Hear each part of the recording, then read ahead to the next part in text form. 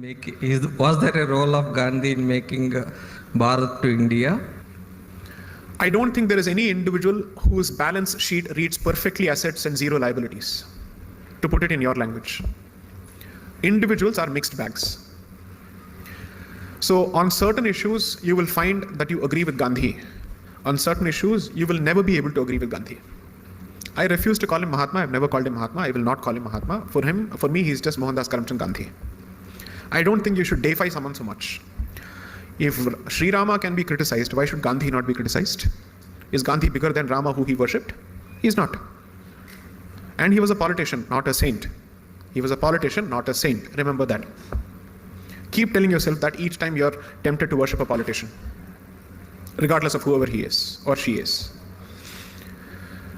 I mean, from a land of Dravidian Nadu which speaks of rationality and which was falling at the feet of politicians, I mean, it's surprising that they speak of rationality. They will not fall at the feet of gods, but they'll fall at the feet of politicians. That is the hypocrisy of Dravidianism. Coming to your question, you have to realize that he had his notions of dharma which were fairly clear in certain respects. However, the problematic part of his history is his attitude towards the riots. And you don't have to go to the riots of, let's say, during the partition of 1946-47, the direct action day riots, nothing. You just read his reactions to the Mopla riots of 1921.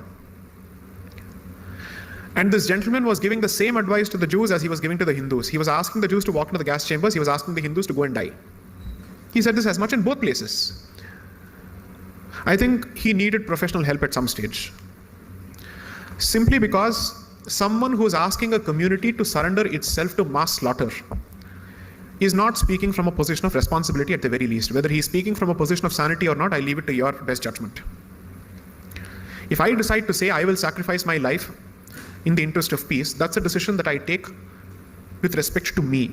The consequences are for me alone to face. I have no right to ask a community to sacrifice itself at the altar of peace. Community's first right is to protect itself and to preserve itself, not to surrender itself at the altar of this mythical unity. So therefore, there are some serious problems. So in the context of Gandhi versus Jinnah, I would say there is a problem with his assessment of the situation. In the context of Gandhi versus Ambedkar, you will be surprised that he gave fantastic responses to some of Ambedkar's positions. So it's a question of issue and it's a question of who he was being pitted against. So I believe that he is a mixed bag, but the net result is perhaps he has induced a certain degree of servility and docility in the community, which is the serious problem. The Hindu Kshatriya spirit should have been revived. So as part of the second book, which the pre-order link is just out, it's called India, Bharat and Pakistan, the constitutional journey of a sandwiched civilization. India, Bharat and Pakistan, that's the title of the book, which is Bharat is stuck between India and Pakistan. As far as the revolutionary movement is concerned, you should see how from 1857 onwards, right until the 1940s, there are parallel armed resistance movements across the country, Bengal and Punjab being two focal points or foci. The amount of trouble that they gave to the British.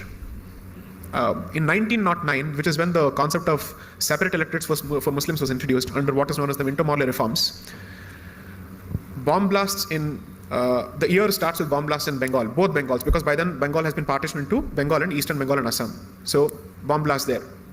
An attempt at the life of the Viceroy in Ahmedabad. Ambala is seeing bomb blasts. Persons and public prosecutors and policemen who are trying cases against revolutionists were murdered and killed in broad daylight. Daring activities. Today you call them terrorism, but I call it revolutionaries. The amount of effort that they put in. Sri Aurobindo was a revolutionary at the end of the day before he became a saint. He was arrested in the Alipur bomb case because he was actively participating in bomb manufacturing. I'm proud of that legacy. I will not run away from that legacy. If I have to choose between his legacy and Gandhi's legacy, I will always go with Sri Aurobindo. Hindutva is not the product of Savarkar, it is the product of three people first, in fact 4 people first. Lala Lajpat Rai, Bal Gangadhar Tilak, Bipin Chandra Pal and Sri Aurobindo. Because these were the first people to have a serious disagreement with the Congress's peaceful policy with the British. Saying you're asking for equal rights from a colonizer, you must be crazy. The man doesn't even think of you as being racially equal. How is he going to treat you as an equal subject of rights? I focus on these parts of the history as part of the second book. That period witnessed a lot of people. So some people who we worship out of convenience may have certain negative aspects to them. And some people who we hate may have certain positive aspects to them. I think it's a question of how you balance it out ultimately. So that's my answer. Hopefully, I've not been diplomatic in answering